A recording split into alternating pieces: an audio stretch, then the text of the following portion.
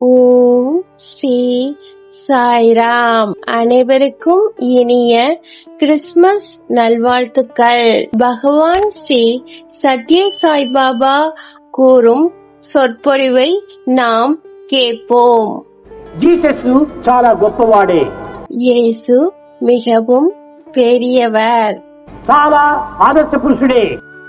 அவர் ஒரு சிறந்த மனிதர்.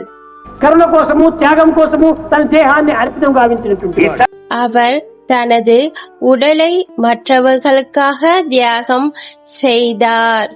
కానీ అతను చెప్పినటువంటి బోధనలు ఈనాడు ఎవరు అనుసరించటం లేదు. ஆனால் இன்று இயேசுவின் போதனைகளை யாரும் பின்பற்றுவது இல்லை. ఈనాడు జీసస్ పుట్టిన దినం అనేటువంటిది ఒక క్రిస్మస్ మాదిరి చేసుకొని ఆనందంగా భోజనాలు చేసుకొని కాలాన్ని గడుపుతున్నాం. இன்று இயேசுவின் பிறந்த நாளை கிறிஸ்துமஸாக அனைத்து விழாக்களோடும் உணவுகளோடும் உல்லாசத்தோடும் கொண்டாடுகிறோம். ఇవి కాదు మనం చేయవలసినటువంటిది. இது நாம் செய்யக்கூடாது. తగినటువంటి యొక్క వారి బోధనలు మనం ఆచరణలో పెడుతూ రావాలి. மிகவும் பரந்த மற்றும் எல்லையற்ற போதனைகளை நாம் நடைமுறைப்படுத்த வேண்டும். I am the messenger of God అని మొట్టమొదట తాను చెప్పాడు. அவருடைய முதல் அறிவிப்பு, நான் கடவுளின் தூதர். మానవుడు కూడాను దైవం యొక్క మెసెంజర్. ஒவ்வொரு மனிதனும் கடவுளின் தூதர். కనుక ఎవరికి వారు నేను దైవం యొక్క మెసెంజర్. எனவே நான் இறைவனின் தூதர் என்று அனைவரும் உணர வேண்டும்.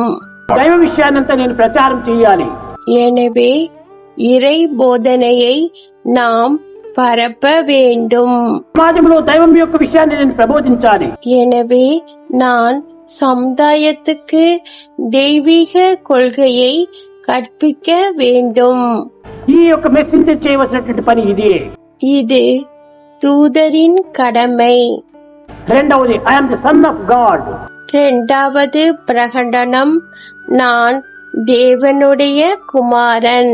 కనుక దైవం గుణాలు నాలో ప్రవేశించాలి. எனவே எனக்கு தெய்வீக குணங்கள் இருக்க வேண்டும். కనుక ఆ దైవానికి ఏ గుణములు ఉంటున్నాయో ఆ గుణములు నాలో ప్రవేశించాలి. என்னை மகிழட்டும். கடவுளிடம் காணப்படும் தெய்வீக குணங்களை நான் பெற்று இருக்கிறேன். ఇప్పుడే సన్ ఆఫ్ గాడ్ అని చెప్పడానికి అర్హత అవుతోంది. அப்போது உங்களை கடவுளின் மகன் என்று அழைக்க உங்களுக்கு ఇప్పటికీ I and my father are one అన్నాడు. இறுதியில் அவர் கூறினார், நானும் என் தந்தையும் ஒன்று. ఏకత్వాన్ని మనం తప్పక ప్రదర్శించాలి. இந்த ஒற்றுமையை நாம் நிரூபிக்க வேண்டும். ఏకత్వాన్ని కాదు, ఏకత్వాన్ని మనం ప్రకటించాలి. இது பெருக்கம் அல்ல, ஒற்றுமைதான் முக்கியம். కానీ ఈనాడు పదముల యందు మాత్రమే ప్రచారం జరుగుతున్నది, కానీ ఆచరణ యందు ఏమాత్రం కూడా లేదు. வாய்மொழி குரல் பிரசங்கம் மட்டுமே உள்ளது, ஆனால் நடைமுறையில் எதுவும் இல்லை. ప్రేమ ప్రేమ அன்பும் அன்பும் அன்பும். ఆవేశం నందు కూడా ప్రేమను గురించి నేను చెప్తుంటాను. ஒவ்வொரு சபையிலும் பகவான் ஸ்ரீ சத்ய சாய்பாபா அன்பை பற்றி பேசுகிறார். కానీ ఈ ప్రేమను ఎంతమంది పాటిస్తున్నారు? ஆனால் இந்த அன்பின் கொள்கையை எத்தனை பேர் பின்பற்றுகிறார்கள்? எத்தனை பேர் இந்த அன்பை ఈ ప్రేమ తత్వాన్ని ఎంతమంది అర్థం చేసుకున్నారు? அன்பை புரிந்து கொள்ள முடியும்? ఎవరికి ఈ ప్రేమ ఉంటుండాలి?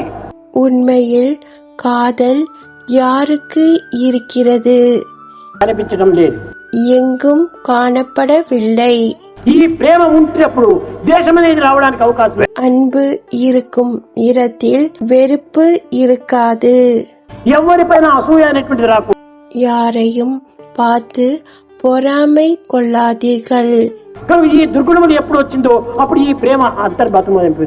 உங்கள் இதயத்தில் தூய்மை இருந்தால் அங்கே ஒற்றுமை இருக்கும். కనుక ఇక్కడ ప్యూరిటీ ఉన్నప్పుడే యూనిటీ మనకు ప్రవేశిస్తుంది. యూనిటీ ఉండినప్పుడే డివినిటీ మనకు ప్రాప్తిస్తుంది. ஒற்றுமைக்கு பிறகு நீங்கள் தெய்வீகத்தை அடையலாம். ఈనాడు ప్యూరిటీనే లేదు. இன்று தூய்மை இல்லை. ఇంక ఏ విధంగా ప్రేమ మనలో ప్రారంభమవుతుంది? பிறகு எப்படி అன்பை வளர்த்துக் கொள்வது? Purity purity purity purity. தூய்மையும் தூய்மையும் மட்டுமே. వాంఛలు లేకుండా భగవంతుడు అర్పితం కావాలి. ஆசைகள் எதுவும் இன்றி கடவுளிடம் உங்களை ஒப்படைத்து விடுங்கள். భగవత్ అర్పితంతోనే మనం జీవితాన్ని గడపాలి. உங்களை கடவுளுக்கு அர்ப்பணித்து உங்கள் வாழ்க்கையை செலவிடுங்கள். అది ఆనాడు జీసస్ చేసినటువంటిది. அதைதான் இயேசு அப்போதே செய்தார். అంతా భగవత్ అర్పితంగానే భావించాడు.